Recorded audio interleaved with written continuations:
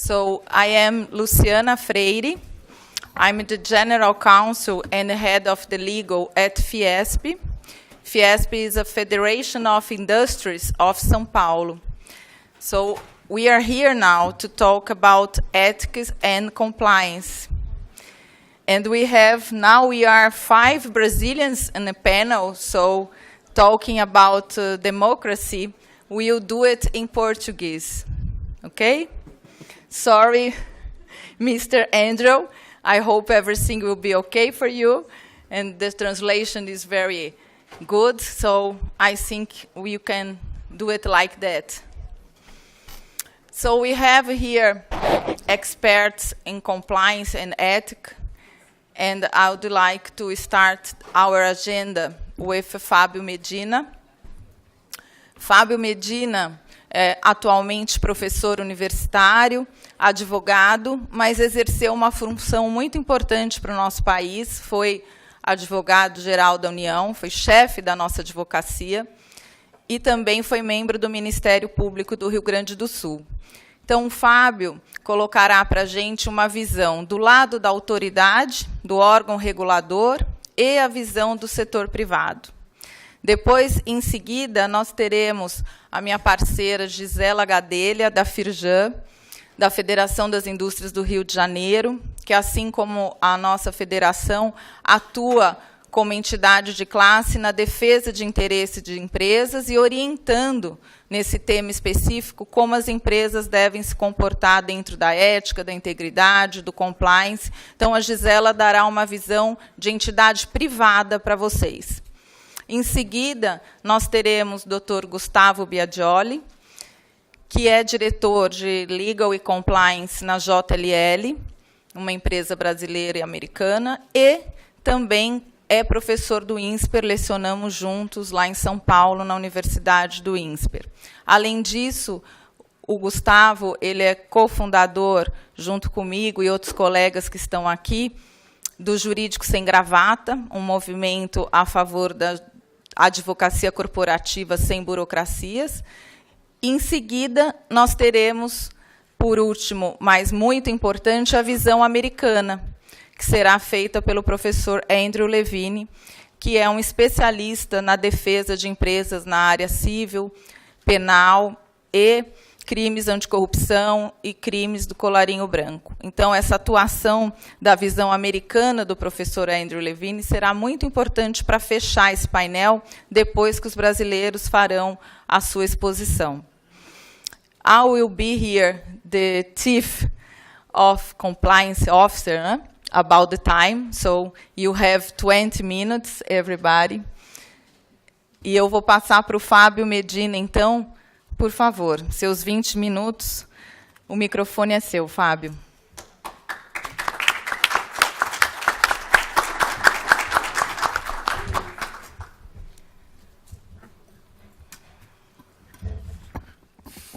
Boa tarde a todos. É uma honra estar aqui na Faculdade de Harvard. Quero inicialmente cumprimentar todos os integrantes da mesa, na pessoa da Luciane Nunes Freire. Não poderia deixar de cumprimentar os organizadores deste fabuloso evento, Aline Osório, Isabela Ferrari, Eric Navarro, Bruno Bordá, Estevão Gomes, que são responsáveis por este verdadeiro empreendimento intelectual que está sendo levado a cabo aqui com tamanho sucesso.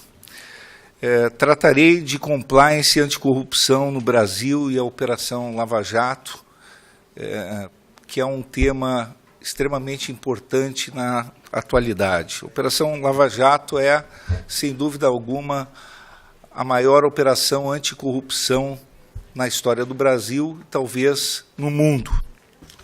Foi deflagrada em 2014 e tem sido uma autêntica revolução nos hábitos e costumes do nosso país.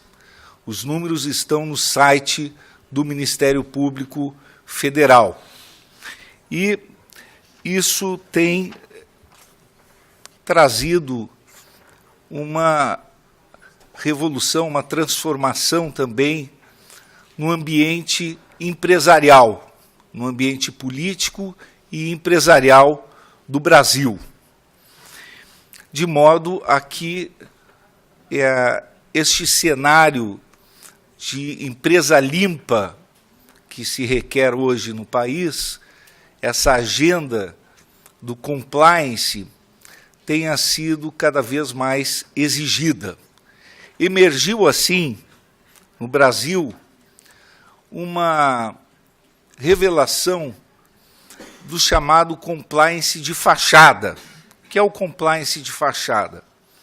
Basicamente, o que se constatou foi que todas as empresas alvejadas pela Operação Lava Jato, as grandes empresas alvejadas pela Operação Lava Jato, tinham um compliance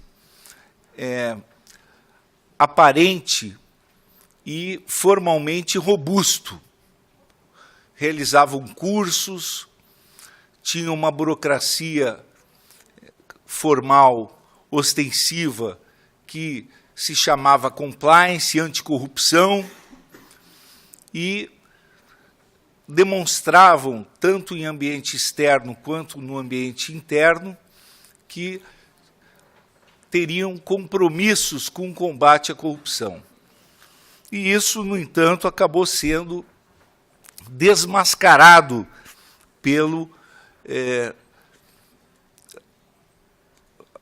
combate da Lava Jato, na medida em que se mostrou simplesmente aquilo que no guia do CAD, do Conselho Administrativo de Combate aos Cartéis e à concentração de atividades anticoncorrenciais, se designa como compliance de fachada. O que isso revela no Brasil? Havia um compliance que se traduzia como uma tentativa de mascarar a corrupção no nosso país. Então, o problema é que se passou a exigir, fundamentalmente, um compliance efetivo. E com o advento do microsistema de combate à corrupção, uma série de leis que se entrelaçam, não apenas no âmbito penal, mas também no âmbito de outra índole, como é o direito administrativo sancionador, como é o caso da Lei Anticorrupção, Lei 12.846, de 2013, houve uma metamorfose na cultura corporativa. Aqui, a Operação Lava Jato trouxe estímulos para a adoção de programas de compliance efetivo.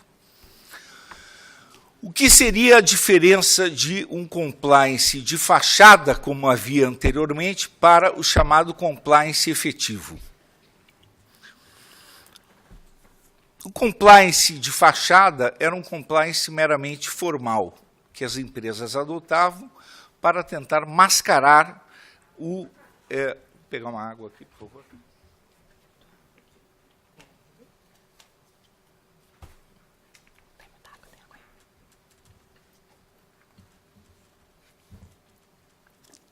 Para tentar mascarar os atos dos seus dirigentes, os atos dos seus fornecedores, para tentar blindar as suas responsabilidades. E o compliance efetivo, que é introduzido o conceito na Lei 12.846, de 2013, passa a ser um conceito que, na Operação Lava Jato, se torna necessário implementar como sendo um compliance real, um compliance que exige das empresas uma autorregulação, um compromisso com o combate à corrupção dentro da própria empresa privada e a cooperação real com as autoridades públicas, para que se crie no Brasil uma agenda de cooperação do ambiente privado com o setor público e que proporcione uma real transformação da cultura corporativa. Isso se insere, portanto, nesse novo paradigma em que há esses instrumentos inovadores desde o advento desse microsistema de combate à corrupção, que tem ferramentas muito parecidas com o direito norte-americano, como é o caso da colaboração premiada, delação premiada, essas novas tecnologias de informação e que tornam o crime organizado muito mais vulnerável. O compliance efetivo, portanto, faz com que as empresas devam demonstrar a efetividade dos seus programas de compliance e passem a ficar expostas a uma fiscalização e se tornem responsáveis objetivamente por aquilo que a lei denomina organização defeituosa. Então, as empresas, sejam estrangeiras, sejam brasileiras, que estão no Brasil e as empresas brasileiras que estão no exterior, elas são passíveis de responsabilização por pesadas multas e podem ser até mesmo dissolvidas pela lei anticorrupção, quando elas, os seus dirigentes, os seus fornecedores, os seus empregados, aqueles que tiverem vínculos com essas empresas, praticarem atos classificados como corrupção, e aí é um conceito bastante genérico, tipificado nesta lei 12.846, que é a lei de anticorrupção, que nós também chamamos lei de probidade empresarial, e que a empresa, quando fiscalizada por diversos órgãos, e aí o Brasil tem uma característica muito interessante, que ele tem diversos órgãos que podem fiscalizar essas empresas, seja o Ministério da Transparência, seja a Advocacia Geral da União, da qual eu fui titular durante a construção do governo Temer, e de onde eu saí por não aceitar determinadas práticas daquele governo, seja o próprio Ministério Público, seja municípios que têm competência para regular essa lei, seja os estados que têm competência para regular essa lei. Pois bem, aí qualquer desses entes tem competência para aplicar esta lei. Muitos deles na via administrativa, outros na via judicial. Então, o Brasil, ao mesmo tempo que tem e demonstra um rigor na fiscalização desse compliance, porque as empresas são passíveis de responsabilização quando demonstrarem uma organização, é uma espécie de culpabilidade por organização defeituosa. Por terem uma organização defeituosa, por não adotarem todos os mecanismos de efetividade na sua organização interna, elas podem ser passíveis de responsabilização. Então, precisa ter... E o centro dessa efetividade, ao nosso ver, é a criação de um compliance officer independente. Atualmente, o Brasil passa por uma necessidade de revisão contínua e permanente dos sistemas de compliance. Isso é fundamental. É necessário sempre os modelos que rodam de compliance estarem sob permanente revisão, contínua revisão. Porque o Ministério Público pode fiscalizar um sistema de compliance. O Ministério da Transparência pode fiscalizar. Há um selo chamado Proética, mas ele não garante. O Ministério Público pode fiscalizar. E nós temos um sistema de Ministério Público muito fragmentado. O Ministério Público tem vários ramos no Ministério Público. Tem Ministério Público Federal, Ministério Público dos Estados. Então, os municípios podem fiscalizar administrativamente. Os estados podem fiscalizar administrativamente, regulamentando a lei anticorrupção. Então, há um ambiente também aqui no Brasil que precisa ser construído em relação às empresas,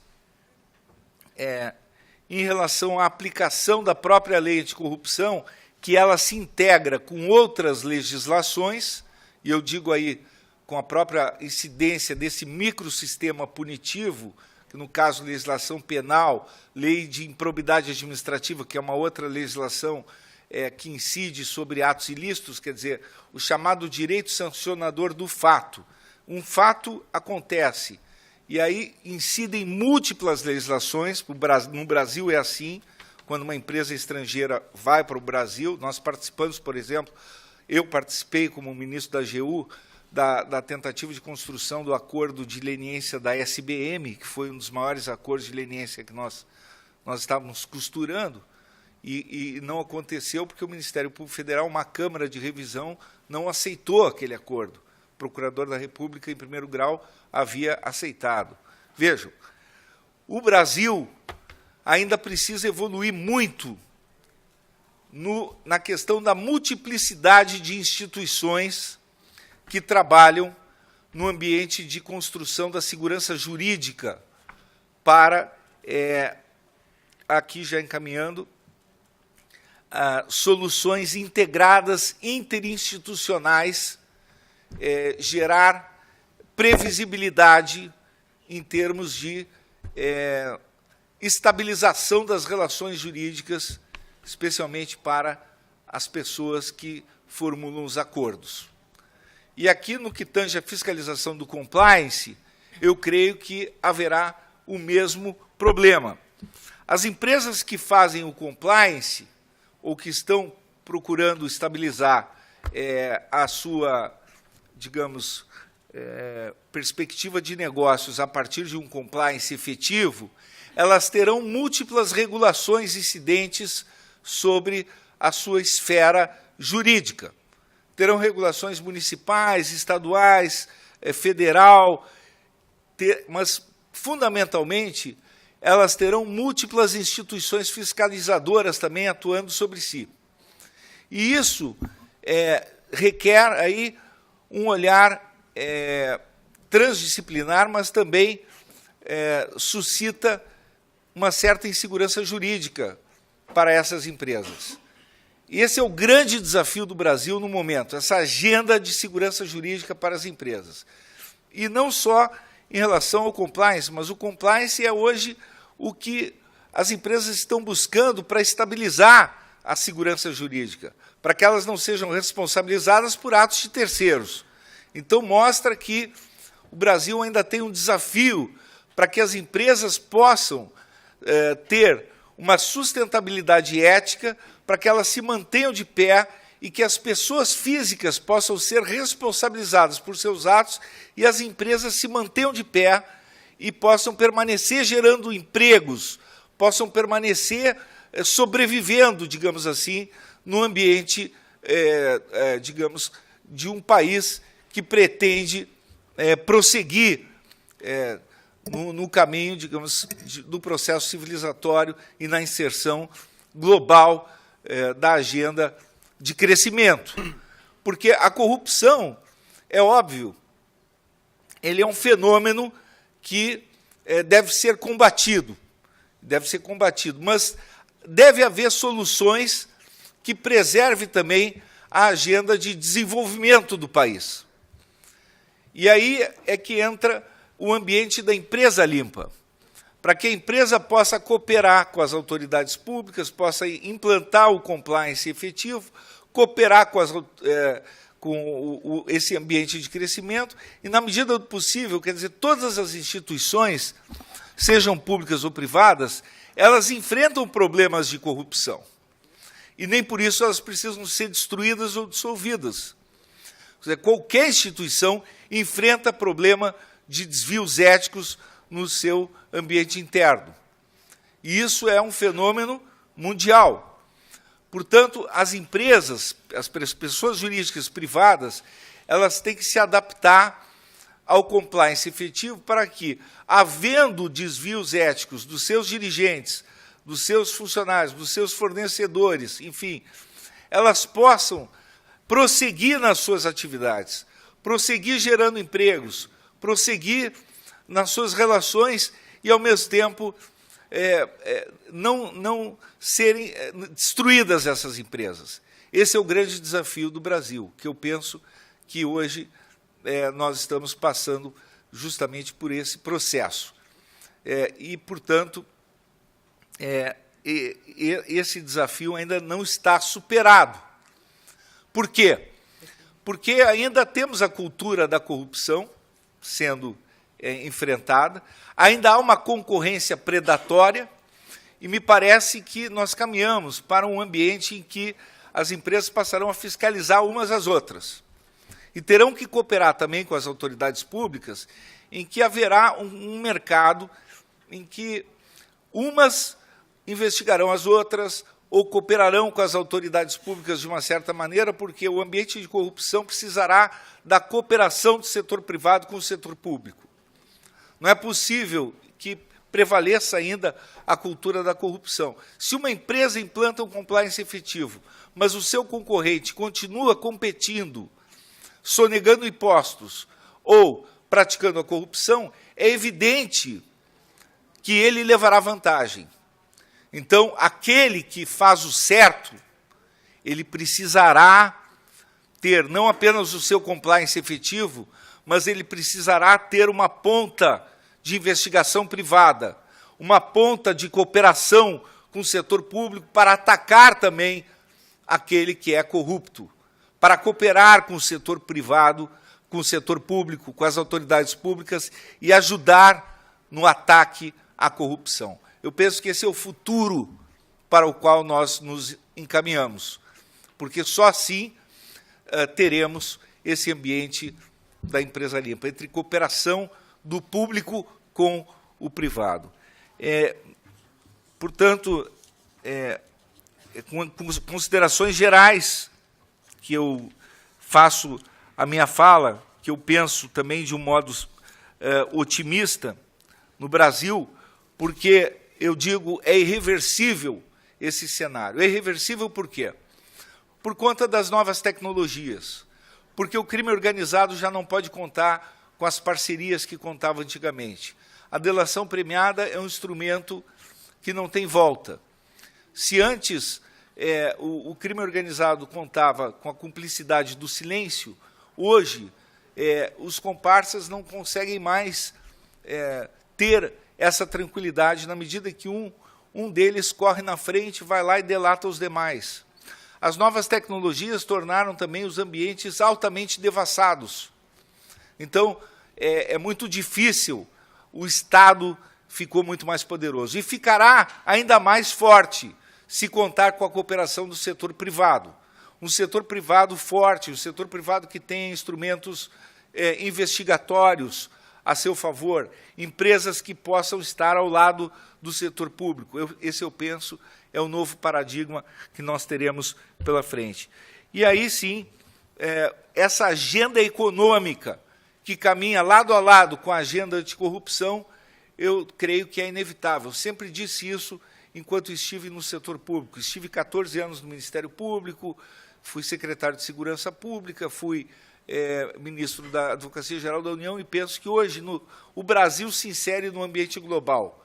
O ambiente global é um ambiente em que a agenda econômica está junto com a agenda anticorrupção. Não por acaso as leis anticorrupção no mundo inteiro e são muito parecidas, porque são agendas indissociáveis. Mais uma vez, eu quero agradecer a oportunidade que a organização do evento me deu para falar aqui nesta que é das mais prestigiadas faculdades e universidades do mundo, a Universidade de Harvard, falar aqui para este público tão seleto, a Magistratura Federal do Brasil, que eu tenho a honra também de ser advogado da AJUF, e agradecer a atenção de todos os senhores e senhoras. Muito obrigado.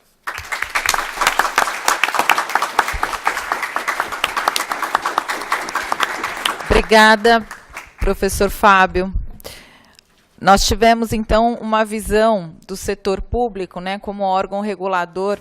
O professor Fábio acaba de colocar a importância das empresas terem uma política de compliance, um acordo de integridade para cumprir.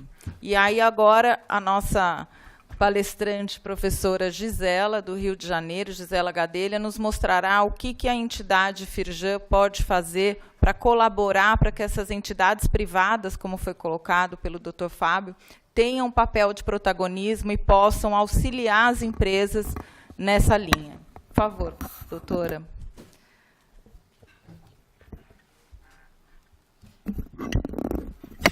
Boa tarde a todos.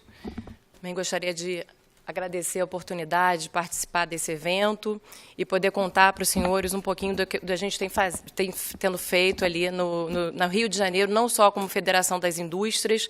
Nós fomos a primeira federação do país a criar o nosso programa de compliance, mas também temos uma atuação muito forte junto às empresas, na linha que foi colocado pelo doutor Fábio Osório, justamente no sentido de poder, de alguma forma, ajudar essas empresas a sobreviver no mercado hoje, sobretudo com foco nas pequenas e médias empresas que não têm uma estrutura que uma empresa grande tem e, portanto, precisam do suporte da Federação das Indústrias do Estado do Rio de Janeiro. Antes de entrar no nosso trabalho especificamente, é importante apenas contextualizar os senhores do porquê do compliance ter se tornado hoje um dos temas mais falados, mais em voga no ambiente empresarial. Nossos palestrantes, os palestrantes anteriores, já falaram um pouco sobre o fenômeno da corrupção e foram unânimes no sentido de dizer que o fenômeno da corrupção não é um fenômeno novo. Ele é um fenômeno desde que o Brasil é colônia. E eu sempre gosto de ilustrar as palestras trazendo uma obra, foi um clássico da literatura brasileira, em que o Lima Barreto, em 1911, ele já retratava de uma forma muito clara a corrupção que existia na sociedade, e, no caso específico dessa obra, ele retratava muito a corrupção no cenário político. O exemplo disso é quando ele, no diálogo dos seus personagens, fala expressamente que a República estaria sendo criada para cargos públicos e para troca de favores naquele ambiente político. Então, o que mudou, o que fez com que o compliance se tornasse hoje um tema em voga no ambiente empresarial? E foi justamente o que também disse o ministro Barroso no início da palestra dele, da pressão da sociedade. Essa foi a grande diferença para a mudança de cenário que a gente tem visto desde do período do Brasil colônia. Por que a pressão da sociedade?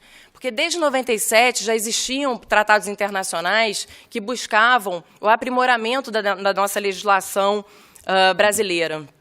Porém, só em 2013, quando começaram as grandes manifestações, as pressões da sociedade, que foram às ruas pedindo pelo fim da impunidade, é que realmente houve, por parte do Congresso Nacional, dos nossos governantes, uma atenção devida ao tema. E, com isso, surgiu a Lei Anticorrupção. O projeto que deu origem à Lei Anticorrupção, ele estava em trâmite no Congresso desde 2010. E, quando surgiram essas manifestações sociais, que foram às ruas, em 6 meses, o projeto adquiriu um regime de urgência e foi aprovado, dando ensejo, então, a essa tão falada Lei Anticorrupção. E quais foram as grandes inovações trazidas por essa Lei Anticorrupção? A primeira delas foi trazer as empresas, as pessoas jurídicas privadas para a conversa, ou seja, para o debate na prevenção da corrupção. E como que ela fez isso?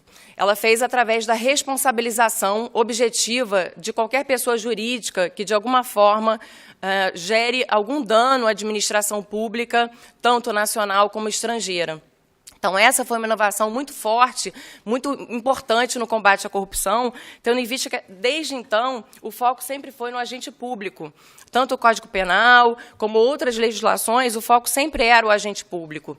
E essa lei, então, trouxe essa inovação para também trazer para o debate as empresas privadas, que é inevitável reconhecer que elas também estão envolvidas, como a gente tem visto, enfim, sendo veiculado na mídia, algumas empresas têm esse envolvimento com corrupção e precisam ser punidas. Outra inovação importante diz respeito ao foco na prevenção do combate à corrupção. E como é que é feito essa prevenção à corrupção? Como foi colocado anteriormente, através de um programa de integridade. A intenção é fazer com que essas empresas, toda pessoa jurídica, possa, de alguma forma, criar mecanismos efetivos de combate à corrupção. E, no caso de criado esse programa de integridade, se ele realmente for efetivo e não pro forma, apenas para cumprir não é nenhuma obrigação legal, mas apenas para fingir que existe essa preocupação com a corrupção, ela sim, nesse caso, sendo efetiva, ou pelo menos mostrando que houve um comprometimento da alta administração, ele é considerado para fins de atenuar as penalidades previstas, que, de fato, são muito rigorosas, como deveriam ser, em razão da gravidade dos crimes nela previstos.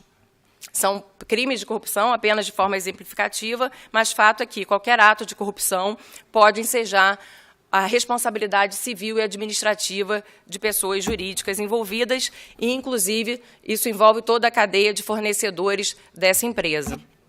Então, daí vem o nosso trabalho como Federação das Indústrias do Estado do Rio de Janeiro, que a gente passa a ver e passar para os nossos associados o compliance não apenas, e obviamente já seria um motivo extremamente relevante, como uma cultura organizacional, mas também como um diferencial competitivo.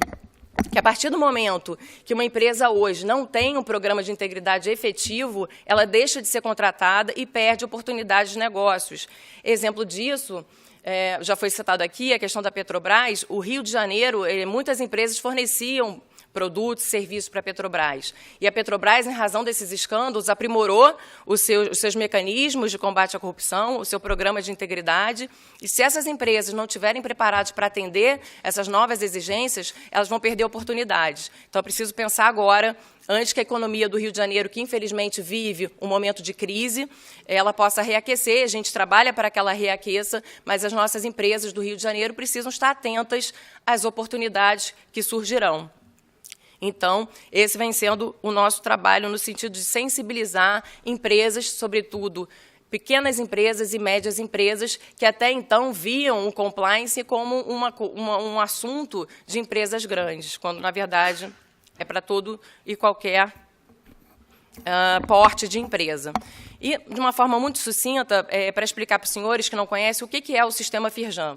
O Sistema Firjan ele é formado pela Federação das Indústrias do Estado do Rio de Janeiro, que é uma entidade sindical de grau superior, formado por sindicatos patronais. Hoje nós temos 103 sindicatos filiados à federação. Temos o Centro Industrial do Rio de Janeiro, que tem cerca de 3.000 empresas associadas ao CIRJ, e obviamente que essas duas empresas têm um foco muito empresarial no suporte a todos os empresários do Rio de Janeiro, e no nosso dia a dia a gente busca aprimorar o ambiente de negócio do Rio de Janeiro. Enquanto isso, temos também o SES e o SENAI, que tem um viés muito social, focado no trabalhador da indústria. O SESI é a maior rede de ensino do Estado do Rio de Janeiro, de ensino privado, obviamente, do Estado do Rio de Janeiro, tem um foco em educação, cultura, lazer, para o trabalhador da indústria, enquanto o SENAI visa a qualificação profissional e a inovação, com vários centros de tecnologia espalhados pelo Estado do Rio de Janeiro. E o IEL faz a integração universidade-indústria. Eu estou falando isso só para que os senhores tenham uma ideia da gama de atividades que a gente realiza no Sistema Firjan. E isso representa um risco para a instituição, principalmente porque nós estamos espalhados por todo o Estado do Rio de Janeiro. A gente tem uma capilaridade em praticamente todos os municípios do Rio de Janeiro. Então, houve, obviamente, uma preocupação por parte da diretoria no sentido de também fazermos o nosso programa de integridade. Não adianta a gente dizer para as empresas que é importante adotar mecanismos de combate à corrupção para tentar evitar qualquer escândalo de corrupção se nós não fizermos o nosso dever de casa. E por isso que, em 2017, nós fomos a primeira federação a criar o nosso programa de integridade.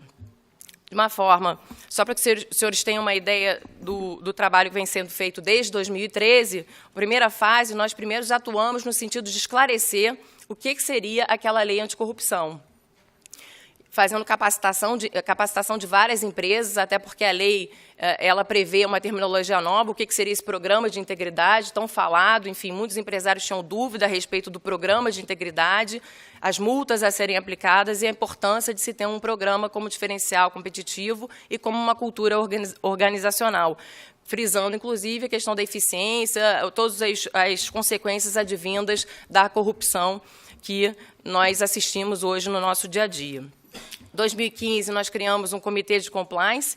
Foi o primeiro comitê interno nosso, com a presença de uma pessoa de fora. Nós trouxemos a ministra Ellen Grace para presidir o nosso comitê de compliance, pela experiência, pela reconhecida e notório conhecimento dela a respeito, inclusive de compliance, não só, mas também compliance, para que ela pudesse contribuir com a visão de fora em relação aos nossos macroprocessos, sendo um comitê consultivo e com a participação da alta administração da Federação das Indústrias. Em 2016, nós criamos um grupo de empresas para justamente fazer uma troca de informações e começar a pensar na capacitação de empresas para que elas tivessem estrutura para poder criar os seus programas de compliance. Nessa ocasião, foi feita uma pesquisa para entender o porquê que tanto aqui, tanto no Brasil como na Alemanha, as micro e pequenas empresas e até as médias empresas tinham uma dificuldade muito grande, elas não se interessavam por compliance. Era uma realidade tanto no Brasil como na Alemanha. Então, percebemos que elas viam efetivamente o programa de compliance como um todo, como um assunto de empresa grande, de grande porte, que, portanto, não representaria apenas um custo a mais para aquela empresa. Então, a gente começou a trabalhar a sensibilização dessas empresas, mostrando que nem sempre esse custo precisa ser alto. Basta haver uma criatividade maior, como eu vou mostrar mais à frente. Algumas empresas com um custo muito pequeno, baixo, mas com criatividade, conseguiram implementar o seu programa de compliance. Então, de uma forma muito rápida, o programa de compliance da Federação das Indústrias e da mesma forma, a gente vem atuando no sentido de capacitar empresas com base nos 5 pilares da CGU. Quais são esses 5 pilares? São o apoio da alta administração. Não adianta criar um programa de compliance se não houver e não tiver de uma forma muito clara o apoio da alta administração. E esse apoio não basta ser só através de vídeos, participações de eventos, tem que ser no dia a dia da empresa, e essa tem sido a nossa preocupação, de assuntos, por exemplo, patrocínio, brindes, enfim, todas as normas que, de alguma forma, são consideradas red flags pelo TCU, eles passam pela auto-administração para que eles tomem conhecimento e possam avaliar a sensibilidade do assunto. Criamos várias instâncias em termos de compliance, com as respectivas competências. Temos um comitê de ética, um comitê de integridade. Enfim, depois eu vou mostrar mais tarde como é que é feita toda essa estrutura, mas é importantíssimo que fiquem claras as instâncias que existem e a competência de cada uma, para que, de forma transparente, a gente possa passar isso tanto para os nossos colaboradores, fornecedores, como para a sociedade em geral. E normas internas. Já existiam normas internas, mas a gente aprimorou as normas, como eu falei, o Código de Ética. Temos também políticas de brinde, patrocínio, vedando o nepotismo em processos seletivos, tudo isso para poder transmitir para a sociedade os valores que são adotados e os valores da instituição. E, em paralelo, é feita uma análise de risco. Todo o programa foi criado com base numa análise de risco posterior, que é feito de uma forma constante, assim como o monitoramento. Então, essa aqui é a estrutura do nosso programa. Enfim, é uma forma muito sucinta, mas só para os senhores entenderem a importância de ter uma transparência nessas instâncias de governança. Tem um comitê de compliance, como eu falei, que é consultivo, e na parte operacional tem um comitê de ética focado no nosso código de ética, que é muito relacionado aos nossos colaboradores, que de alguma forma entendam que houve alguma violação ao nosso código de ética, algum valor que seja defendido pela instituição. E tem o comitê executivo de integridade, esse sim é focado na lei anticorrupção. Então, qualquer denúncia relacionada à lei anticorrupção é de competência desse comitê de integridade. E qual foi, tendo em vista o desafio que nós tínhamos em razão da capilaridade do sistema Firjan em todo o estado do Rio de Janeiro, a gente criou a figura da rede dos guardiões. O que é essa rede de guardiões?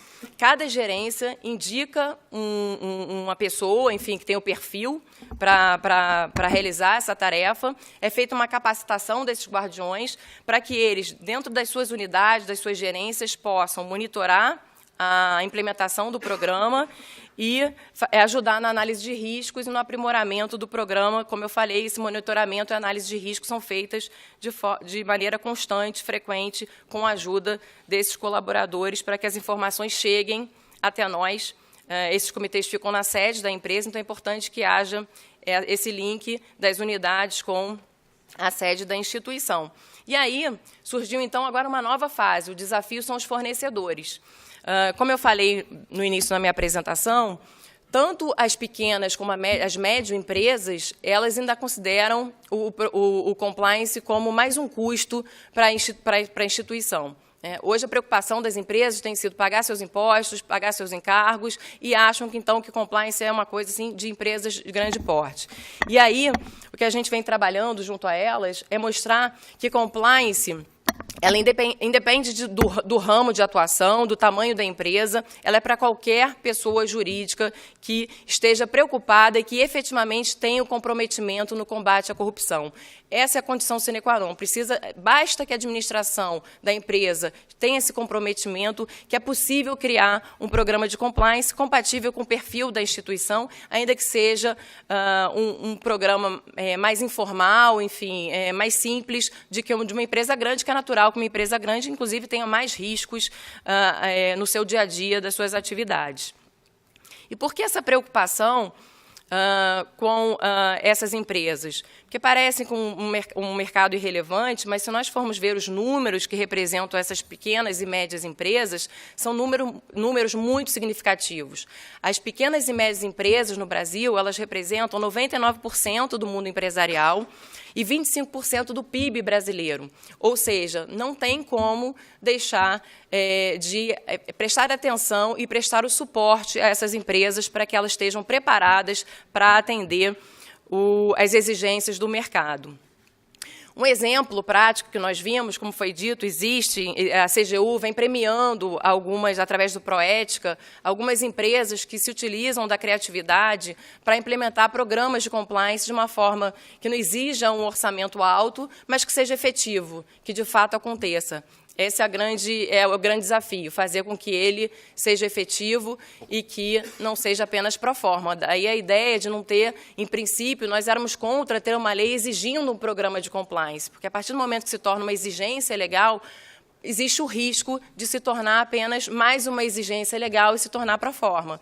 Então, a gente vai muito mais na linha do diferencial competitivo para tentar sensibilizá-los. Como eu falei, teve uma empresa que foi premiada no Proética, ela simplesmente pensou como eu faria um canal de denúncia para que os meus funcionários possam, então, encaminhar as denúncias até mim, pensando, né, o presidente da empresa. Porque não tem como um programa de compliance funcionar se não houver canais de denúncias, e esses canais de denúncias precisam ser efetivos. Então, o que ele fez? Ele simplesmente pegou uma caixa de papelão, botou, na verdade, 2 caixas de papelão, colocou uma no banheiro feminino e outra no banheiro masculino. Aí os senhores me perguntam, mas por que no banheiro feminino e no banheiro masculino? Porque, simplesmente, primeiro, é um lugar que a maioria dos funcionários frequenta, e, segundo, era o único local da empresa que não tinha uma câmara de monitoramento. Então, foi uma ideia que exigiu pouquíssimo investimento por parte do empresário, mas, de fato, quem queria fazer uma denúncia, bastava ir lá no banheiro, não ia levantar suspeita de ninguém, botava na caixa de papelão a sua denúncia e não havia nenhuma câmara monitorando que pudesse levantar alguma suspeita e colocando em risco aquele funcionário, que muitas vezes os funcionários têm medo de retaliação. O que a gente percebe é que muitas vezes o programa também não funciona porque se não tiver a certeza, a convicção que a alta administração daquela empresa apoia aquela iniciativa, apoia os valores que são divulgados por aquela instituição, muitos acabam desistindo e não querem colaborar. No caso do Rio de Janeiro, a gente teve também um fator adicional. Ano passado, houve uma aprovação na Assembleia Legislativa do Estado do Rio de Janeiro que, em casos específicos, para alguns serviços a serem prestados para a administração pública estadual, direta e indireta, passa a ser obrigatório um programa de compliance. São valores altos, no caso de obras, serviços de engenharia, acima de R$ 1.500.000, no caso de serviços e compras, R$ 650.000. Mas é uma realidade do nosso Estado e corrobora a ideia de que nossas empresas precisam, sim, ter um programa de compliance eficaz, não só como um dever de ajudar na prevenção da corrupção, mas também do ponto de vista empresarial como um fator de sobrevivência. A verdade é que quem não quiser ter um custo, ainda que reduzido agora, para investir no programa de compliance, certamente não sobreviverá no mercado. E quando a gente começa a nossa apresentação para os empresários, e a primeira pergunta que eles fazem é: mas quanto é que custa isso, né? Eu mal consigo sustentar, sobreviver no mercado hoje, com essa crise que nós vivemos hoje, quanto é que custa? E aí a gente faz toda essa explicação, e aí no final a gente termina a pergunta para eles dizendo o seguinte: eu acho que a pergunta que se faz não é quanto custa o compliance. O que se deve perguntar é quanto custa não ter compliance. Obrigada, estou à disposição para esclarecimento. Obrigada, Gisela. Bom, nós tivemos uma visão agora institucional, né? O que as entidades como a nossa podem fazer para capacitar empresários. E agora nós temos um case, um caso concreto da empresa JLL, que é uma das empresas que recebeu o prêmio Proética, que a doutora Gisela comentou. Então, doutor Gustavo, por favor, o microfone é seu por 20 minutos.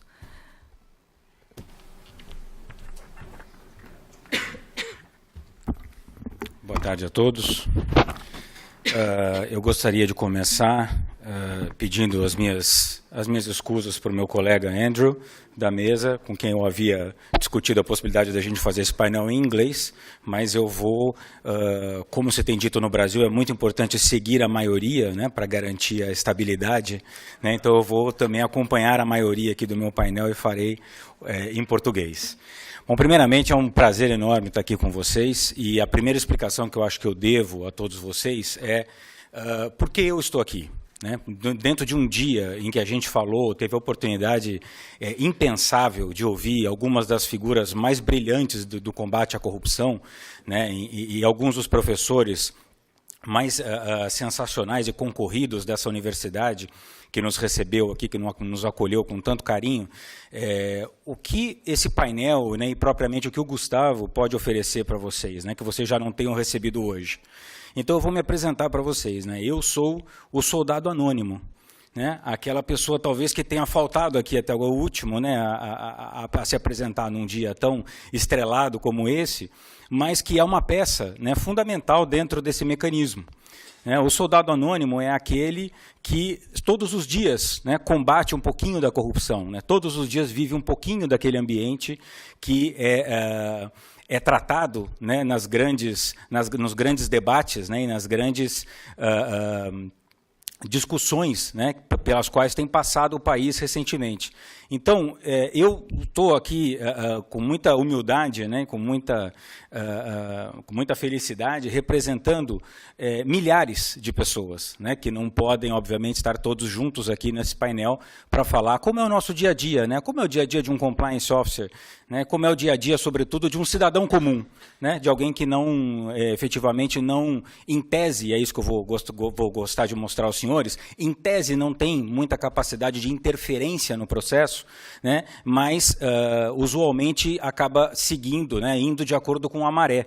Então, eu gostaria de começar a minha exposição falando, não apenas como a Luciana muito bem colocou, sobre o fato da JLL ser uma empresa multinacional, enfim, para quem não conhece, em linhas muito rápidas, tem sede em Chicago, tem mais de 65 mil funcionários, presença em mais de 70 países, mas é uma empresa, sobretudo, que valoriza muito o compliance, né, razão pela qual eu posso estar aqui hoje falando com vocês em plena segunda-feira, né, e ela realmente dá um apoio muito grande para todos nós que ajudamos essa estrutura da empresa. Graças a Deus eu tenho um time fantástico lá cobrindo a minha ausência lá no Brasil, mas de acordo com esse apoio, né, com esse incentivo da empresa, é que eu posso hoje estar aqui compartilhando isso com vocês.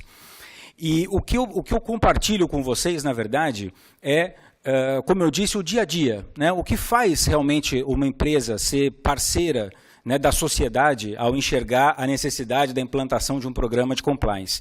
E aí eu vou recuar muito rapidamente, aí até pegando o gancho um pouquinho dos outros experts que a gente teve o prazer de ouvir hoje, mas muitos deles comentaram e falaram, aí deram um histórico muito interessante da corrupção, né, no Brasil. E eu vou dizer o seguinte, eu trabalho em empresas multinacionais agora, né, especificamente numa norte-americana, e o assunto compliance, realmente, para a gente, é um assunto no Brasil que é histórico, do ponto de vista histórico, ele é absolutamente novidade.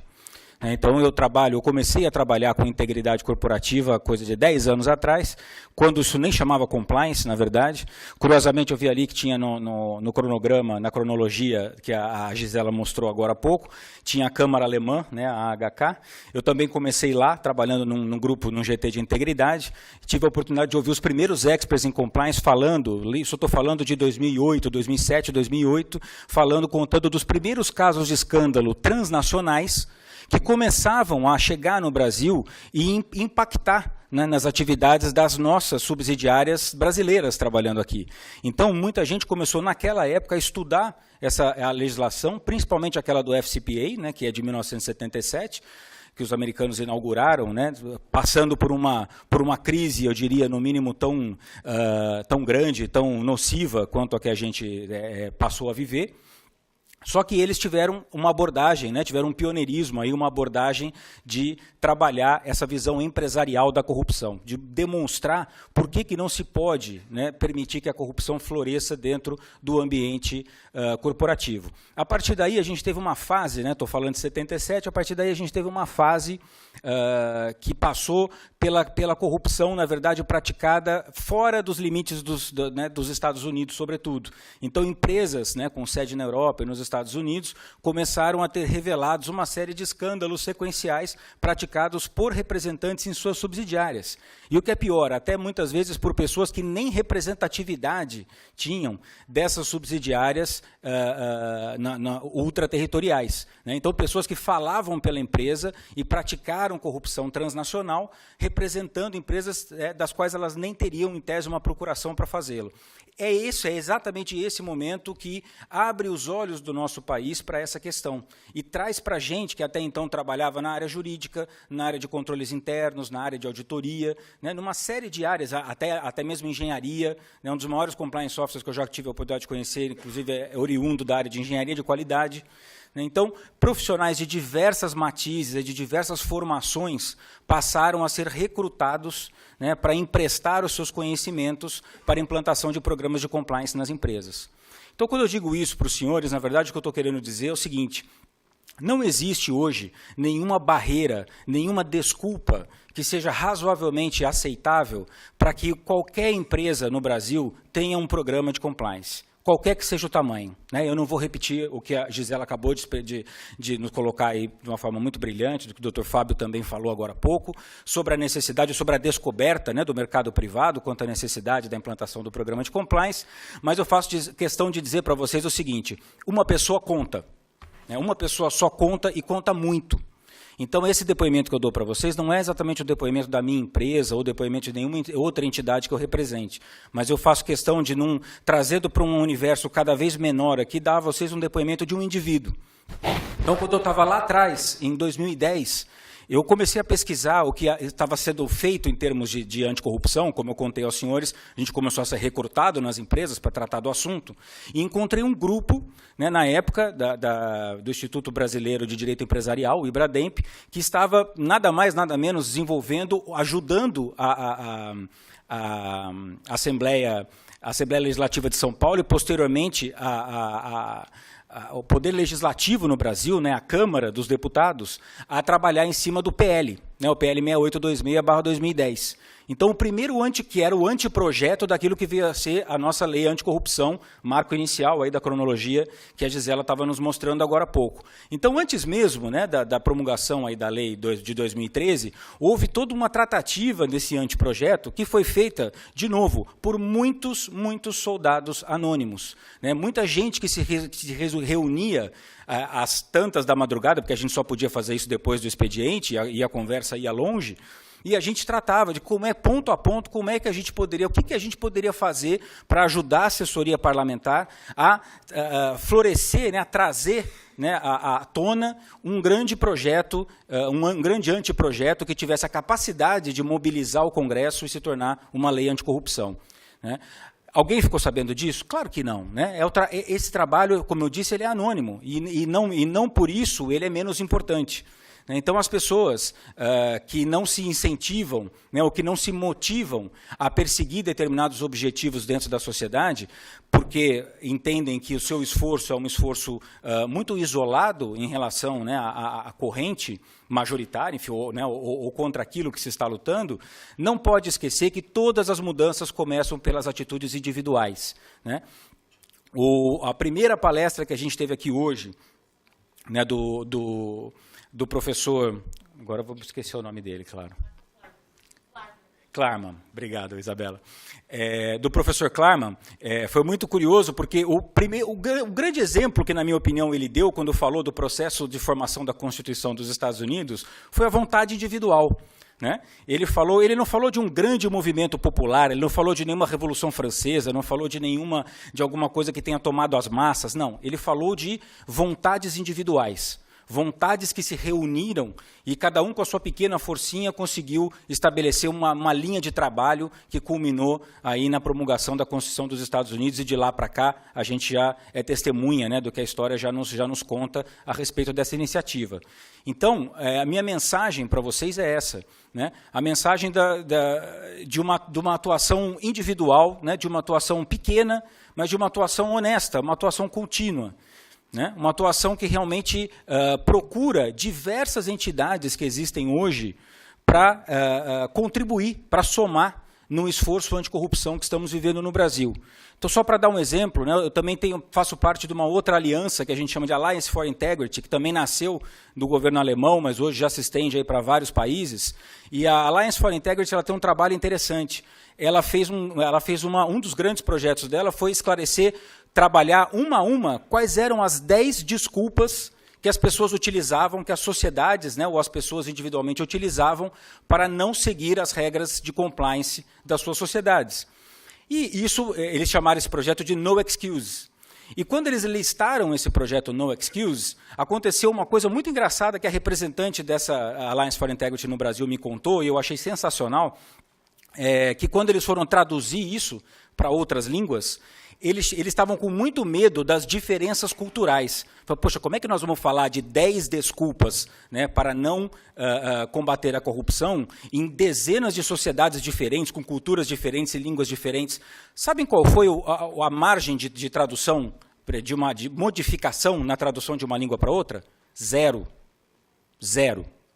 E isso é muito interessante, porque uma outra coisa que a gente ouviu hoje, né, a doutora Raquel Dodge falou muito bem quando estava citando o filme do Akira Kurosawa, né, que não importa de onde você é, né, não importa qual é a sua posição dentro da sociedade, não importa a que cultura você pertence, os anseios, né, as aflições, né, os perigos, enfim, a natureza humana é basicamente a mesma.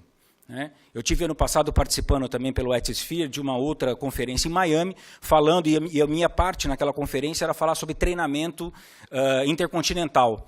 Poxa, como é que você vence as barreiras de se treinar diferentes sociedades, diferentes empresas baseadas em culturas diferentes? E eles, acredito que eles estavam esperando na hora, porque até vieram falar comigo depois, que eu falasse, enfim, uma série de especificidades, né? Não, olha, aqui, para a Colômbia você fala assim, para o México você fala assado. E o que eu disse a eles é o seguinte, olha, a resposta para mim é muito simples. Eu não mudo uma só palavra do treinamento. Porque eu entendo que o combate à corrupção ele é absolutamente global. Ele não está encarcerado, ele não está restrito a nenhum tipo, não há cultura nesse mundo que justifique, né, o descumprimento de leis que são tão básicas para a convivência humana quanto o combate à corrupção. Então eu disse a eles, olha, eu entendo que as sociedades mudam não pela geografia e muito menos pelo DNA. das pessoas. Eu entendo que as sociedades mudam pelos seus contextos históricos. Aí sim, eu acho que o mundo como um todo faz mudanças, né, constantes do ponto de vista histórico. Mas enquanto estamos vivendo dentro deste momento histórico, junto com todas as outras nações que compõem o globo, senhores, a gente faz parte exatamente da mesma sociedade global. Né? Não existe nenhuma cultura, nem no meu país se faz desse jeito, no meu outro faz daquele jeito, não. Né? Não, nada disso. Né? Não há desculpa para isso. E por isso que as No Excuses da Alliance for Integrity foram muito bem sucedidas, traduzidas em diversos idiomas e sem encontrar, né, não por isso encontrando qualquer tipo de restrição de entendimento, né, de compreensão do seu alcance. Também faço parte do Instituto Compliance Brasil, que também é um instituto sem fins lucrativos. Tá, gente? Tudo isso que eu estou dizendo para vocês é totalmente sem fins lucrativos. Né? São entidades que trabalham diuturnamente para tentar oferecer. Né? A Gisela colocou aqui o esforço de trabalho da Firjan, por exemplo, para atingir as pequenas e médias empresas. Né? O Instituto Compliance Brasil também. Né? A gente trabalha ali também contando com a colaboração aí dos nossos associados para implementar, né, ideias, enfim, trazer soluções para programas de compliance de diversas empresas de diversos tamanhos. A própria Alliance for Integrity, por exemplo, tem um treinamento extremamente interessante chamado de empresas para empresas. Eu recentemente me capacitei para ser treinador e o que eles ensinam, o que eles nos ensinam é basicamente o seguinte: como ensinar uma empresa de pequeno porte a montar um programa de compliance com 0 orçamento. 0. Sabe por quê? Porque o material está disponível, porque o conhecimento está compartilhado. Então, essa é uma das grandes desculpas do No Excuses que a gente trabalha, é isso. Né? Não existe mais, mas eu não tenho investimento. A JLL tem um orçamento, felizmente, um excelente orçamento. Somos um time global de dezenas de compliance officers, né, trabalhando todos os dias. Mas isso porque o tamanho e a complexidade da minha empresa exigem determinados investimentos, em determinadas situações. Só que nada disso, nenhum tipo de investimento vai ser bem sucedido se o conjunto do meu pessoal, da minha empresa, né, da minha microsociedade ali dentro da empresa, não entender que o programa de compliance começa a partir de cada um de nós. Uma vez, numa abertura de um evento fechado da JLL, me perguntaram, né, eu me apresentei como compliance officer, me perguntaram quantos compliance officers tem a sua empresa? Eu falei, no Brasil, né, a minha empresa tem 1000 funcionários no Brasil. Eu falei 1000. 1000. Porque se eu não tiver 1000 compliance officers, você pode ter 80 Gustavos trabalhando lá dentro. Você pode ter 900 Gustavos trabalhando lá dentro. Basta um, né, para colocar toda a credibilidade do programa de compliance da companhia em risco. Porque o meu papel lá dentro não é de polícia. Né? O papel do compliance officer, me corrijam, né, se eu estiver falando alguma bobagem, mas ele não é um papel de polícia. O papel do compliance officer é um papel de estímulo. Né? Um papel de estímulo. Outra palestrante aqui falou hoje também, ao longo do dia, da questão dos estímulos positivos e negativos. Né? Nós somos os grandes estimuladores dentro da empresa do comportamento ético. E, obviamente, esse comportamento ético ele só se reflete a partir do meu próprio comportamento. E a partir do comportamento de cada pessoa que trabalha comigo. Então, dentro dessa esfera corporativa, existem inúmeras, repito, motivações e inúmeros trabalhos que são feitos por milhares de pessoas anônimas todos os dias para levar aos senhores recursos, né, para levar ao empresariado, ao microempresário, né, à empresa privada, à empresa pública, inclusive, uma série de benefícios, uma série de conhecimentos já bastante concatenados aí para estruturar um programa de compliance eficiente, sem a necessidade de grandes investimentos. Isso é muito importante. Um outro ponto também que eu queria ressaltar, além da participação, então, como eu falei, de várias entidades, participem, né, busquem, isso está disponível na internet, é conteúdo aberto. Né, então, cada um de nós pode fazer isso e pode contribuir um pouquinho. Participar do processo legislativo, por exemplo, como eu falei, vários desses projetos de lei, todos eles estão abertos à consulta pública. Né, então, é importante a sociedade civil se organizar, né, e não esperar apenas que o próprio governo faça a sua parte. Né, e nem que o empresariado, enfim, como instituição, faça a sua parte sozinho. Né. Todo mundo depende de todo mundo nesse processo. Então, outra coisa que eu queria pontuar aqui também, eu prometo não vou me alongar, é a família.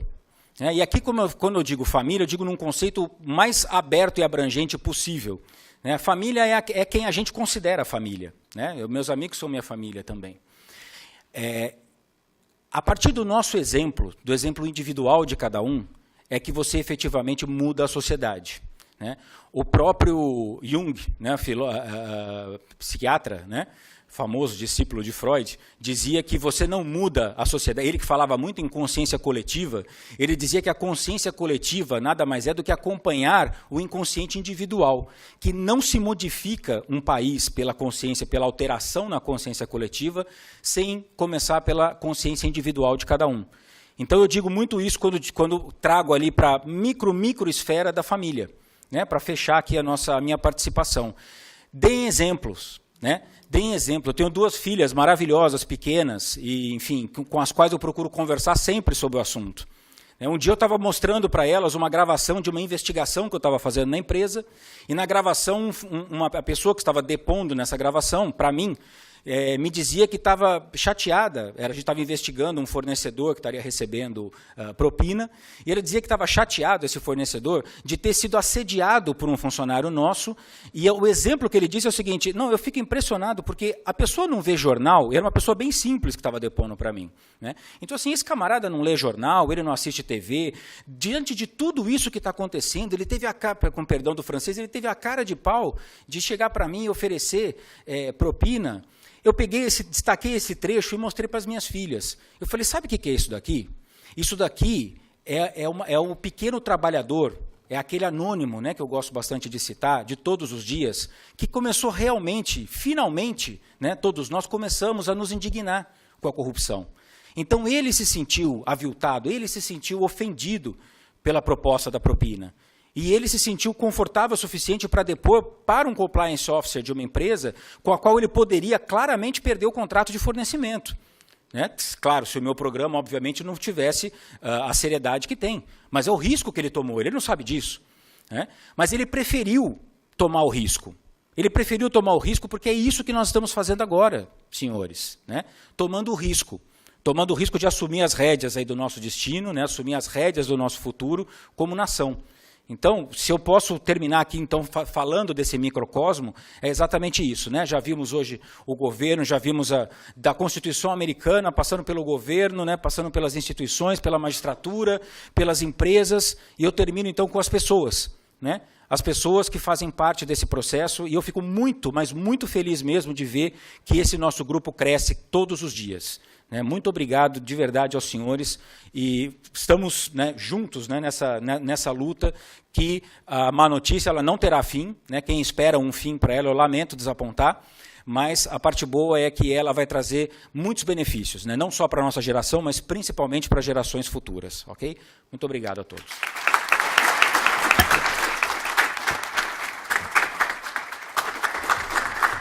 Bom, é sempre estimulante, né, ouvir o Gustavo e a empolgação que ele tem pelo tema. Parabéns, você é um orgulho para todos nós, advogados e compliance officer. E agora nós teremos uma visão americana de tudo isso, né? Como que o doutor Andrew vê tudo isso que nós estamos passando no Brasil? O escritório dele, o DB Voice & Plimpton, atua muito no Brasil, embora seja um escritório americano. Por que será, né? Por que ele tem atuado e tem feito essa troca de experiências? Então, agora a gente gostaria de ouvir o que o professor tem visto da nossa política e da nossa política anticorrupção, da nossa lei e da experiência que a gente tem tido lá. Obrigada, professor. Obrigado. Good afternoon, everyone, and thank you so much to the organizers for having me at this wonderful gathering here today. I'm especially grateful for this opportunity to share with you some thoughts that I have about the evolving anti-corruption landscape in Brazil, the United States, and beyond. By way of background, as was just mentioned, I'm a litigation partner at Debevoise & Plimpton, trained in the United States and based in New York, but I work all around the world, and especially in Brazil. My views are colored by that extensive work in Latin America, where I've been able to witness firsthand, to my great satisfaction, the amazing developments over recent years, including Operation Lava Jato, Zelotes, Carne Fraca, and many more. At Debevoise, I'm part of our white-collar and regulatory defense group, which means that I defend companies and individuals in civil, criminal, and regulatory enforcement matters. Before I joined Debevoise about 10 years ago, I worked on the global investigation into the UN Oil for Food program out of Iraq, an investigation of fraud and corruption in that program led by Paul Volcker. What I want to do today is give you a sense of 5 points that I'd like to make. And in the spirit of time, I'm going to move through those points quickly. And again, I do that with the benefit of my work in the region, as well as the role that our firm has played, including in recent resolutions in Brazil, including those of Rolls-Royce and Keppel. I want to make 5 points. And again, I'm going to walk through those relatively quickly. The first point is that from an anti-corruption, compliance, and enforcement perspective, the progress in Brazil over the last year and the last 5 years in particular is nothing short of remarkable. And at least from my vantage point, Brazil and Brazilians should be enormously proud, notwithstanding inevitable missteps and criticisms along the way. Second, notwithstanding these amazing achievements, the room for improvement and progress remains. And today I want to talk to you about, in particular, challenges around the multiplicity of Brazilian anti-corruption enforcement, as well as difficulties in obtaining the reasonable desire of closure and finality. Third, alongside Brazil's amazing anti-corruption developments, there are questions about the anti-corruption intentions of Brazil's neighbors. I want to talk a little bit about the new laws that abound in the region, as well as some of those questions around the intent to enforce those laws.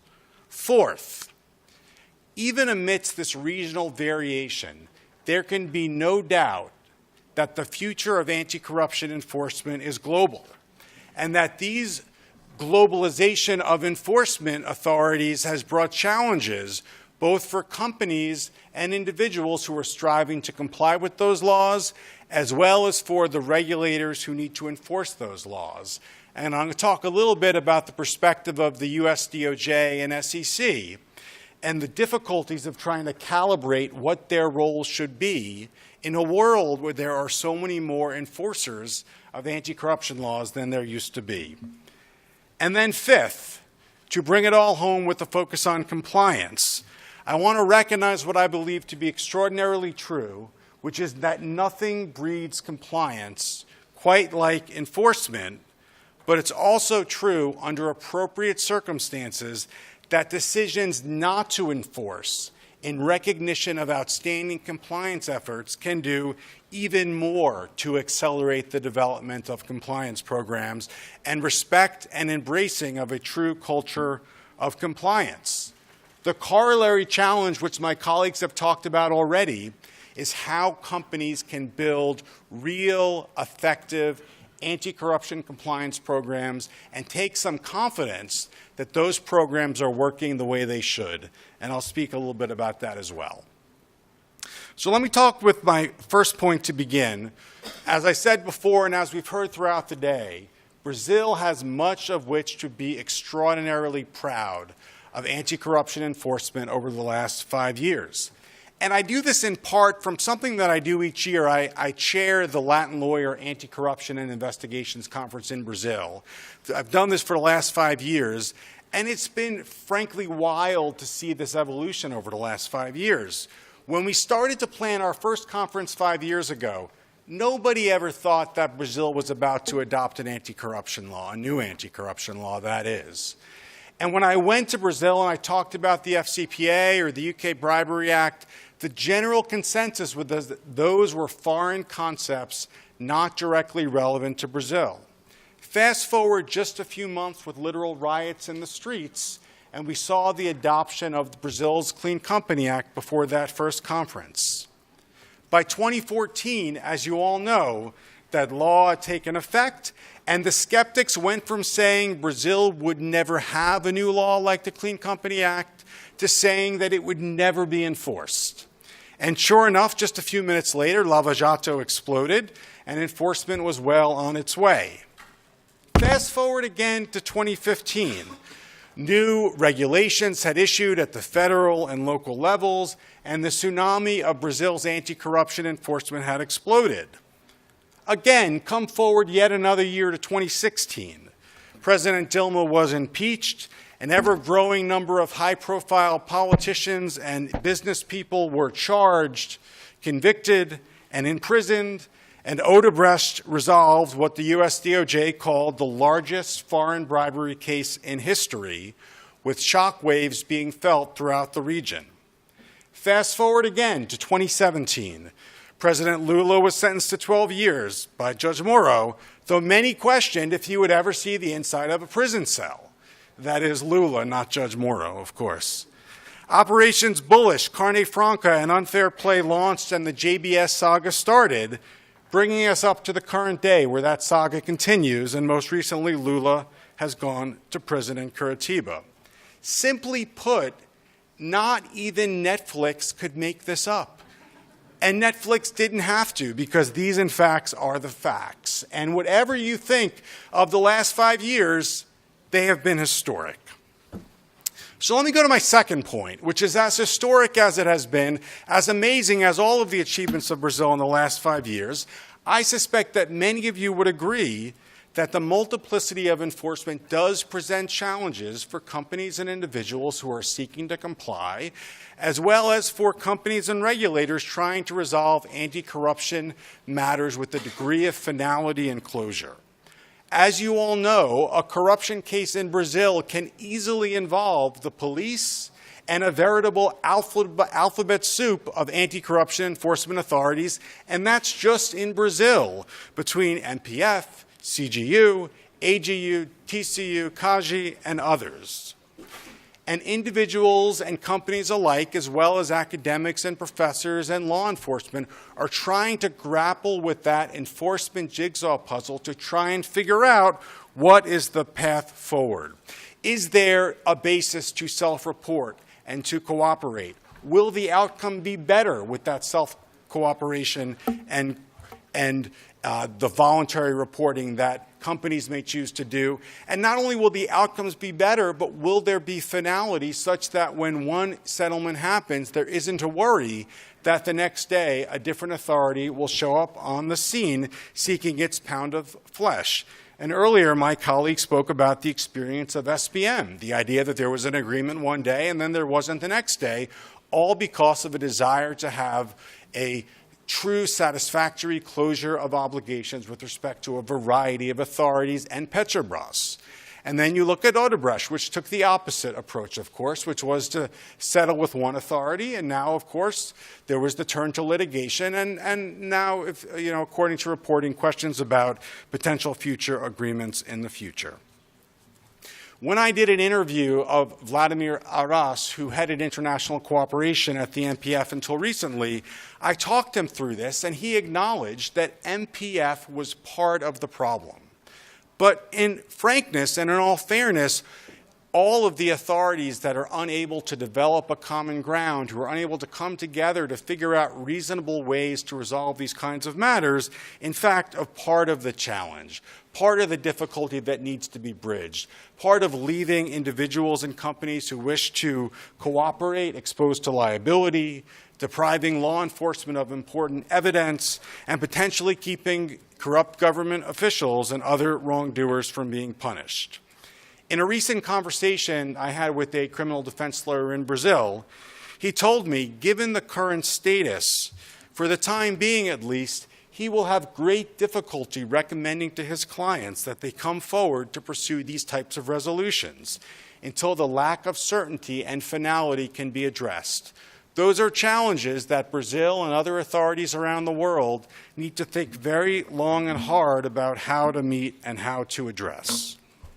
Ideally, authorities in Brazil and elsewhere would figure out about how to come together, how to find common ground, and how to look for resolutions that enable authorities to resolve these kinds of issues with companies and individuals in the best interests of the companies and the world.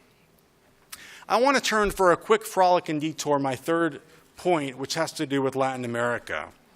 And I think it's important to recognize that just as we had the Clean Company Act 5 years ago in Brazil, we have now seen in the last few years a host of new anti-corruption laws. Just to name a few, in Colombia, in Mexico, in Argentina, and Peru. And along with these new laws, we've seen an uptick in enforcement, much of which relates to Operation Lava Jato in one way or another, but much of it which does not.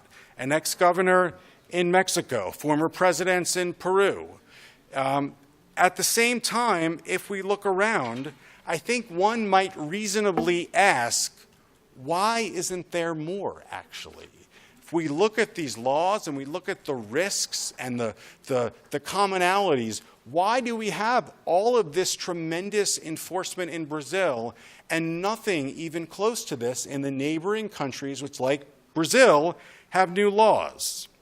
I think, as we've noted in Brazil, nothing inspires compliance like active enforcement. And therefore, while these new laws in Latin America offer great prospects for the potential of enforcement, only time will tell if authorities will seize that opportunity to pursue that enforcement and whether, in fact, the culture of compliance will emerge in these jurisdictions the way it is emerging and developing in Brazil. I want to turn now to my fourth point, which deals with challenges of multilateral enforcement. For companies and individuals, the challenges of multilateral enforcement are clear in terms of overlapping laws and authorities seeking to punish companies and individuals for essentially the same conduct. For authorities themselves, though, these issues present challenges as well, and certainly present somewhat of a new and confounding challenge for U.S. authorities. For years, U.S. authorities sat atop a relatively lonely perch as being the enforcers of the FCPA, calling on other countries to adopt similar anti-corruption laws and to enforce them. How times have changed in terms of coordination and communication among enforcement authorities.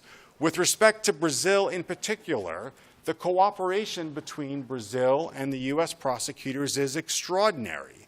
And there is both the formal cooperation and the informal cooperation. If we take the task force in Paraná alone, reportedly we've seen 180 international cooperation requests from 31 countries and a submission of its own of 215 such requests to 42 countries.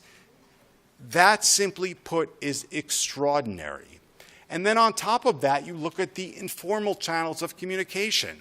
The fact that anti-corruption enforcement authorities in Brazil and around the world are now communicating via WhatsApp and other instant text messaging apps is truly a new, brave world of anti-corruption enforcement that has the potential to change for the better the way authorities work together to build cases and to prosecute culpable companies and individuals.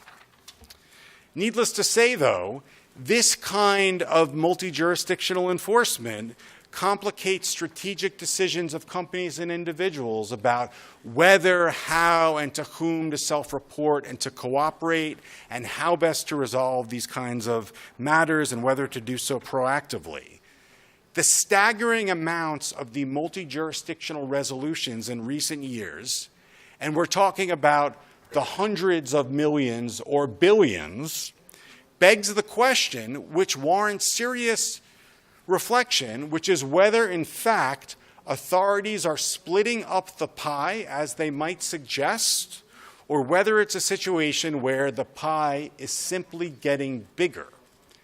And I suspect, regrettably, that what we have essentially is both.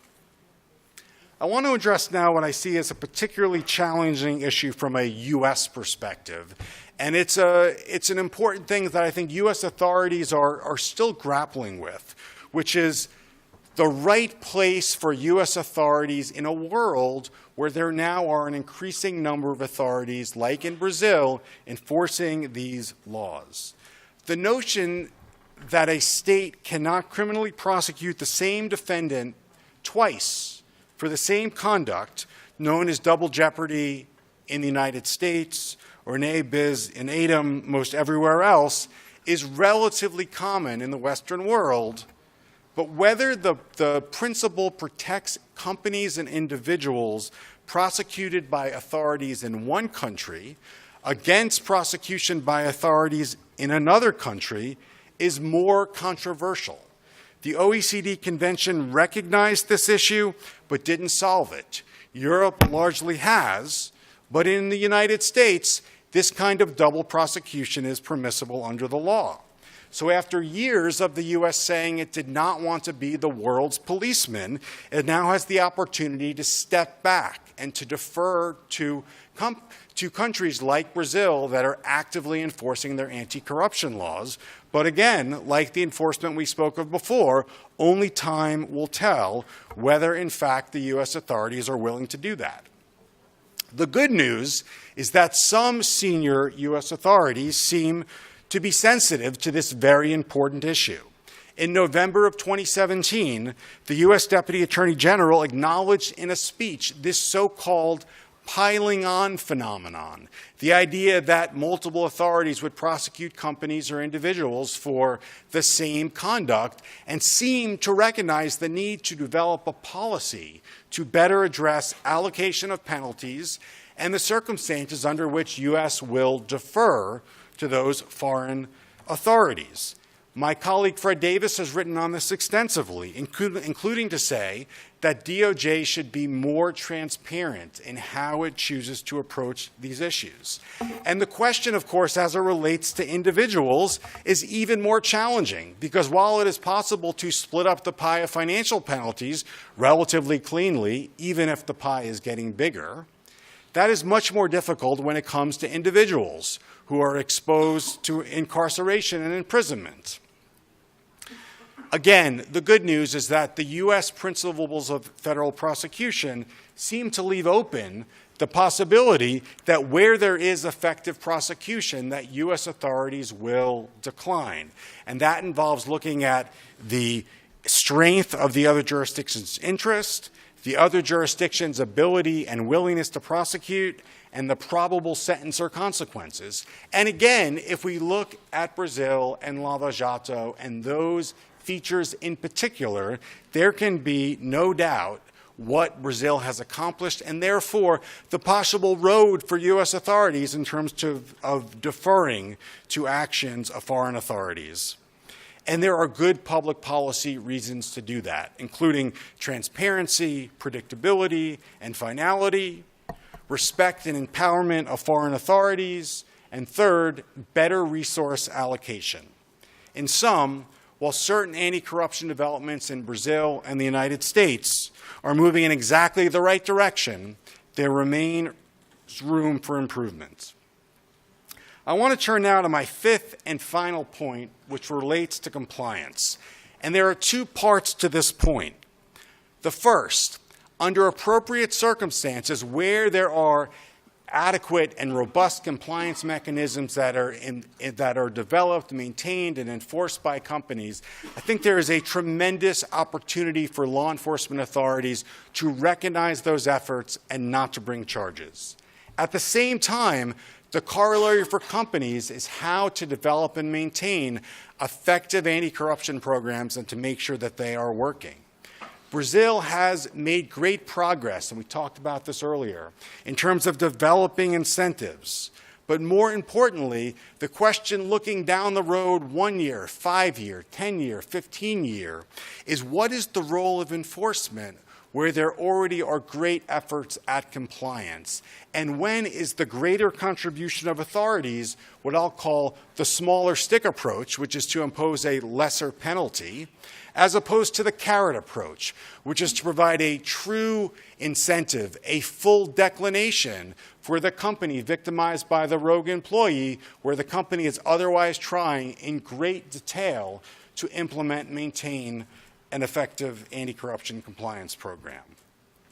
And again, I think it's true that if we look at the challenges before companies in terms of developing these programs, and my colleagues did a great job today of walking through some of the elements from a Brazilian perspective, there is an enormous body of guidance that has been released by regulators, by non-governmental organizations, by others. I want to take a stab at distilling it to 3 categories of steps to be taken. First, a company's overall commitment to compliance, and that includes adequate resources, autonomy, and tone. The second, appropriate policies, procedures, and controls, including critical elements of risk assessment, training, due diligence, and monitoring and testing. And third, an environment in which employees can comfortably raise compliance concerns. There's a discipline to investigate and to remediate as needed. And I love the suggestion earlier of the complaint box in the bathroom. I think that's a very unique idea. There is a natural learning curve to developing compliance programs. Brazil is moving well up that curve, but there is no doubt additional opportunities for continued improvement. So by way of conclusion, I want to reiterate the 5 points that I've made today. The first, Brazil's anti-corruption revolution in the last 5 years has been nothing short of remarkable, notwithstanding inevitable imperfections. 2, in my view, one particular opportunity for improvement involves making sense involving the multiplicity of corruption enforcement in Brazil and trying to figure out ways to introduce a greater measure of finality and closure in resolving those matters. Third, the new anti-corruption laws and initiatives in Latin America offer great potential, but only time will tell whether such enforcement truly materializes in neighboring countries. Fourth, the multiplicity of anti-corruption enforcement exists not only in Brazil and more broadly in Latin America, but globally. And that provides challenges both for companies and for regulators, as I've discussed, and from a U.S. perspective, the need to think about how best to calibrate the role of the U.S. given the emergence of other enforcement authorities in Brazil and around the world. And fifth and finally, I believe that enforcement authorities in Brazil can do much to fuel the development of compliance programs and compliance culture, including by imposing lower penalties where appropriate, and even better, choosing to decline altogether bringing of prosecutions under appropriate circumstances based upon the compliance efforts of companies and individuals. In a sense, anti-corruption enforcement and compliance is a journey and not a destination.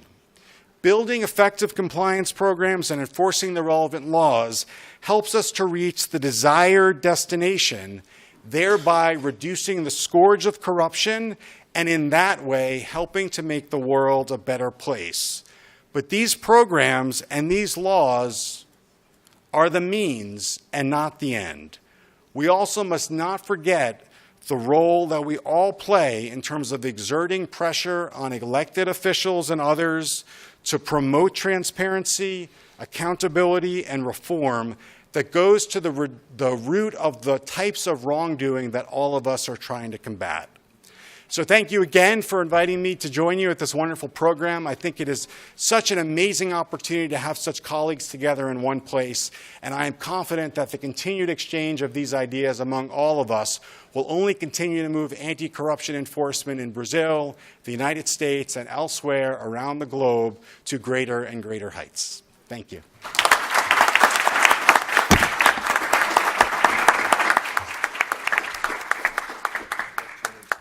Obrigada, professor Andrew. Queria lembrá-los que as perguntas são feitas via aplicativo, então eu selecionei algumas que chegaram aqui no meu celular, mas vocês podem continuar fazendo. A primeira pergunta é para o professor Fábio Medina. sobre os órgãos públicos, sobre o poder executivo, né, o setor público, que o senhor já fez parte dele, o senhor comentou aqui, como seria a dificuldade, o grande desafio de implantar uma cultura de compliance dentro do setor público, né? Nós exploramos bastante em relação às empresas. Hoje foi dito de manhã, me marcou bastante pelo juiz do Rio de Janeiro, doutor Bretas, sobre a questão do judiciário ter o compliance, né? Como que o senhor vê o poder público implantando uma política de compliance? Isso é possível no Brasil?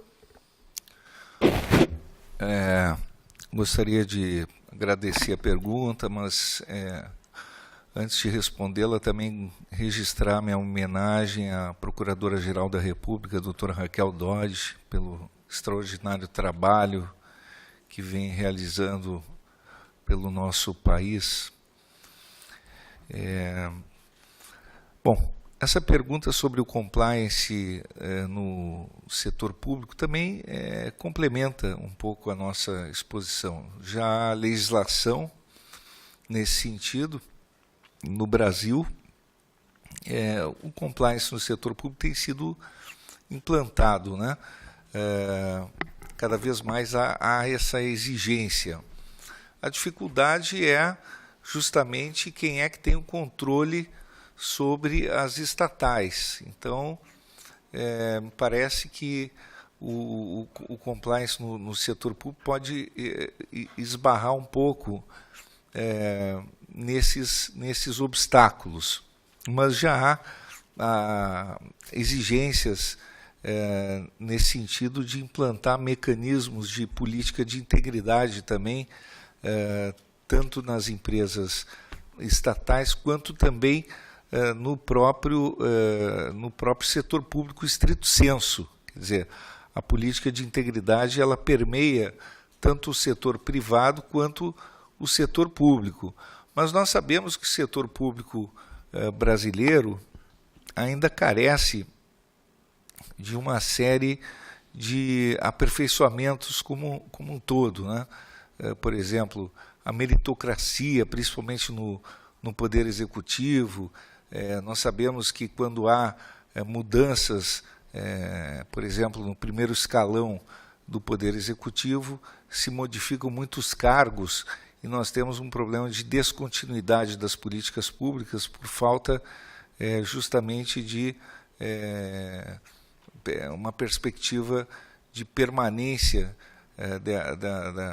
de visão. Até às vezes me parece que existe ainda uma cultura pré-weberiana, em certo sentido, pelo menos nos primeiros escalões ainda no poder executivo. Não falo só no âmbito federal, mas em todos os âmbitos, federal, estadual, municipal, porque se troca um chefe de poder executivo, troca o partido político e se trocam muitos cargos, né? O governante que vem depois do outro, ele troca, ele não prossegue com as políticas anteriores. Então é muito difícil se falar no compliance no setor público estrito sensu, quando se tem ainda essa cultura de falta de continuidade das políticas públicas no setor público. Nós temos instituições extremamente consistentes, né, dentro do setor público, a advocacia pública, as instituições públicas que estão aqui representadas, a magistratura, o Ministério Público, enfim, até mesmo as Forças Armadas. Nós temos outras instituições extremamente sólidas no país, mas nós ainda temos temos estatais muito sérias. Infelizmente tivemos aí problemas agora desvendados pela Operação Lava Jato, que acabou trazendo à baila as vísceras da República na questão da corrupção nas estatais. Mas, lamentavelmente, por exemplo, nós vivenciamos aí agora o tema do compliance na Petrobras. Mas o que se viu?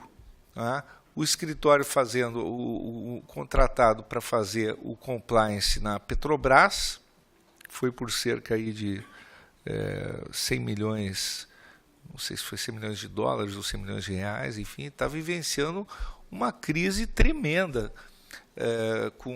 envolvido ele próprio no escândalo de corrupção. Então, nós temos também na Eletrobras um outro escritório contratado, um escritório inclusive americano, está sendo investigado também por compliance. Então, nós temos hoje também uma devassa sobre essa indústria do compliance. Não se pode esquecer isso. Já uma investigação sobre a indústria do compliance no Brasil. Já uma investigação muito séria sobre a indústria do próprio compliance. Tem que chamar atenção para isso. O que é bom. É bom porque mostra que as instituições investigadoras estão funcionando de modo muito forte no Brasil. E isso é muito consistente. Por isso que eu disse, chamei a atenção, porque esse compliance de fachada e o mesmo compliance, ele está sendo revisitado e fiscalizado permanentemente.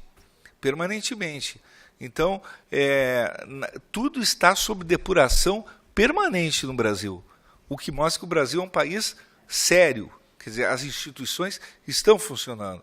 Quer dizer, quem for se aventurar, por exemplo, hoje, porque naturalmente surgiu com essa questão do compliance. Eu lembro de um professor no meu doutorado, fiz o doutorado sob orientação do professor Eduardo Garcia de Enterria na Universidade Complutense de Madrid.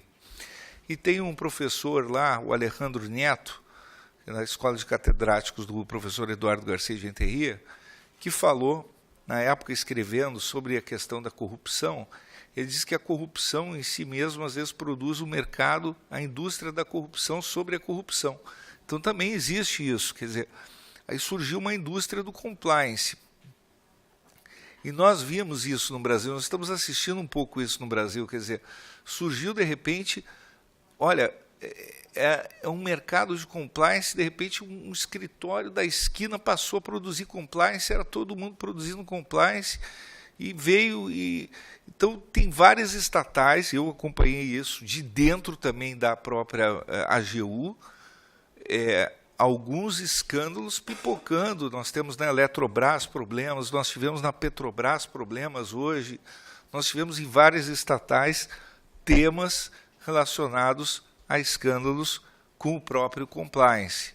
Então, veja só, o compliance no setor público, ele traz à baila também problemas, mas mostramos que as instituições brasileiras estão funcionando com alta eficácia e muita efetividade. Mas o compliance no setor público é necessário, ele é imprescindível para a depuração das instituições. E o Brasil passa por esse processo de modo muito intenso e de modo muito eficaz. Obrigada. Nós temos tempo para mais uma perguntinha aqui, uma resposta rápida. Gustavo, por favor. Qual é o papel do advogado nessa transformação que você comentou das empresas, né? Esse mundo que nós estamos vivendo agora, só o compliance officer ou o advogado, chefe do jurídico, tem um papel nessa transformação? Eu acho, Luciana, que a pergunta é muito boa, obrigado, agradeço quem perguntou, porque é importante a gente fazer essa ponte, né, entre o Compliance Officer e as demais áreas da empresa, e talvez, sobretudo, né, sobre todas elas, a área jurídica. Que, como eu disse antes, quer dizer, quando começamos a ser recrutados lá nas fileiras das outras áreas da empresa, a área jurídica foi talvez uma das primeiras, das pioneiras, né, no sentido da capacitação para assumir aí a posição de compliance, né, de liderança de compliance dentro da empresa. Então, eu vou só fazer rapidamente uma distinção, que existe uma polêmica sobre a questão da independência do compliance officer e a obrigatoriedade ou não, né, o benefício ou não do diretor jurídico, né, do líder, né, do head jurídico de uma empresa ser também um head de compliance. A minha resposta para essa indagação, e eu recebo com uma certa frequência, é muito simples. Eu entendo que não existe nenhum tipo de conflito de interesse em qualquer executivo, qualquer pessoa dentro de uma empresa, assumir a função do compliance officer. Porque se houver, uma vez o presidente da minha empresa me perguntou isso aqui no Brasil, você se sente confortável usando esses dois chapéus? Como advogado e como compliance officer, eu digo, olha, não necessariamente como advogado, mas eu me sinto confortável como compliance officer se eu fosse de qualquer área da empresa. Né? Então, eu não entendo que deve haver nenhum tipo de conflito de interesse, né, na postura do compliance officer com nenhuma outra. Afinal, se tal conflito existir, definitivamente a empresa já tem um problema para resolver, né? Porque como pode ser conflituosa, né, a relação do compliance officer com qualquer outra área da empresa que seja. Então, o papel do advogado, Luciana, é um papel, eu diria, tão importante quanto os outros, e a gente tem tanta capacidade de mobilização quanto qualquer outro cidadão, né? Então, a gente precisa olhar para isso. Quando a gente criou, né, vou ser obrigado a citar aqui, o nosso Jurídico Sem Gravata, né, é um movimento que visa, basicamente, você desobstruir a burocracia da empresa, né, e, com isso, você permitir uma fluência de comunicação integrada entre o departamento jurídico e as demais áreas. Isso mirou de uma tal forma, na realidade, no dia a dia dos compliance officers, que a gente recebeu diversas solicitações de gente querendo se conectar conosco para entender o papel e como eu posso também fazer parte. O Jurídico Sem Gravata é só para o jurídico, né?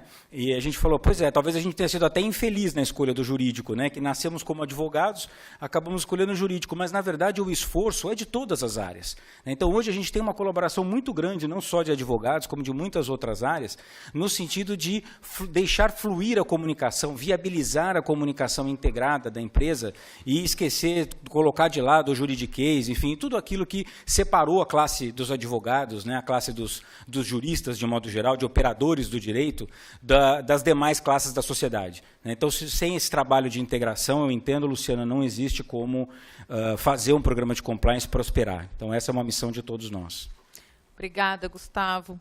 Queria, então, agradecer todos os painelistas desta tarde. Foi uma honra moderar esse painel, tanto pelo expertismo de vocês, mas por estar em Harvard. Então, agradeço na pessoa da doutora Isabela pelo convite. Eu vou entregar o certificado informalmente para todos, para a gente fazer uma foto conjunta, porque a gente está com um tempo bastante restrito. Muito obrigada.